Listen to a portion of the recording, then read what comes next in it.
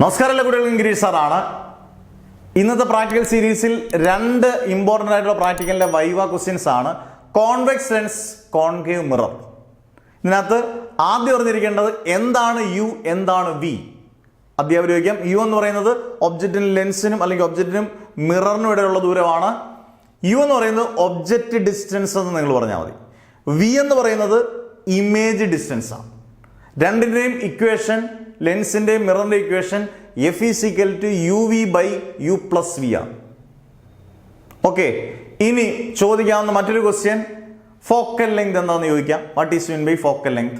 Convex ലെൻസിൻ്റെയും concave മിററിൻ്റെ use ചോദിക്കാം. ഇപ്പം മൈക്രോസ്കോപ്പിലും ടെലിസ്കോപ്പിലും ഒക്കെ ഉപയോഗിക്കുന്ന ലെൻസാണ്. ഷേവിങ് മിററായിട്ടും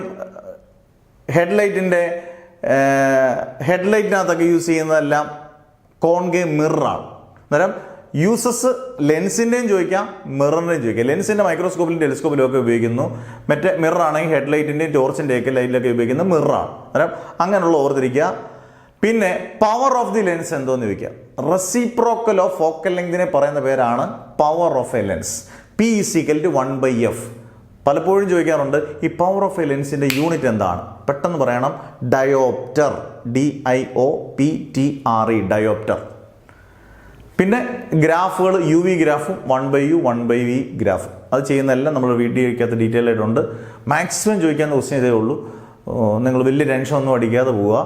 സിമ്പിളായിട്ട് അറ്റൻഡ് ചെയ്യുക. എങ്ങനെയൊക്കെയാണ് ചെയ്തതെന്ന് ചോദിക്കുകയാണെങ്കിൽ വളരെ സിമ്പിളായിട്ട് നിങ്ങൾ ചെയ്യുന്ന മെത്തേഡ് അതുപോലെ പറഞ്ഞു കൊടുക്കുക. ചില അധ്യാപകർ വൈവ ചോദിക്കണമെന്നില്ല. നിങ്ങൾ അന്നേരം അങ്ങോട്ട് പോയി വിളിച്ച് വരുത്തി ചോദിക്കരുത്. നിങ്ങൾക്ക് ഫുൾ മാർക്ക് കിട്ടും ചോദിച്ചില്ലെങ്കിലും. നന്നായിട്ട് ചെയ്യുക.